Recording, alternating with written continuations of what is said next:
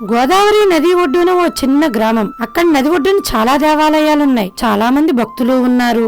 ఆ గ్రామంలోకి 2 శిల్పులు బ్రతుకు తెరువు కోసం అడుగు పెట్టారు. ఆ గోదావరి ఒడ్డునే ఉండి 2 తలో శిల్పం చెక్కారు. ఒకడు శ్రీకృష్ణుని విగ్రహం కాగా, మరొకడు సౌందర్యానికి ప్రతిరూపంగా ఉన్న ఓ యువతి శిల్పాన్ని మలిచాడు. వీరిద్దరూ తమ శిల్పాన్ని నదీ తీరాన వేరువేరు చోట్ల ప్రతిష్ఠించారు. అక్కడికి వచ్చిన వారి దృష్టి అంతా శ్రీకృష్ణుడి విగ్రహం పైనే ఉండేది. ఆ వేణుగోపాలుడికి తులసి, పుష్పాలు, ఫలాలు సమర్పిస్తూ భక్తితో నమస్కరించేవారు. ఇక స్త్రీ శిల్పాన్ని పట్టించుకున్న వారే లేరు. అదే రాయి, అదే అందమైన శిల్పం. దాంతో ఆ శిల్పకారుడికి చాలా బాధ కలిగింది.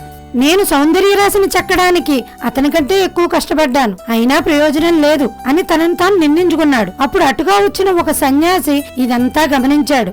నీ శిల్పంలో నైపుణ్యం ఉంది, కానీ దైవత్వం లేదు. అది అద్భుతమైన ఆకృతి మాత్రమే. ఆమెని కృష్ణుడి పక్క ఉంచు. ఆమెలో దైవత్వం ప్రసరించి నువ్వు ఆకృతికి అర్థం వస్తుంది. శిల్ప సన్యాసి చెప్పినట్లే చేశాడు. మరుసటి రోజు మళ్లీ ప్రజలు వచ్చారు. కృష్ణుడి చరణాలకు నమస్కరించారు. కానీ ఈసారి ఆయనను ఒంటరిగా చూడలేదు. పక్కనే ఓ శాంతమైన రూపం రాధగా నిలిచి ఉంది. ఆయన చూపు ఆమెపై, ఆమె చూపు ఆయనపై. ఇదంతా చూసిన వారంతా భజనలు చేయడం మొదలుపెట్టారు. కళ కాస్త పూజగా మారింది. నైపుణ్యం నిష్ఠగా మారింది. ఆకృతులు ఆరాధ్యమూర్తులయ్యాయి. ఓ శిల్పానికి భక్తి జతగలిస్తే అది దైవత్వం పొందుతుంది. ఓ మనిషి భగవంతుడితో మమేకమైతే అతని జీవితం ఆరాధనమవుతుంది.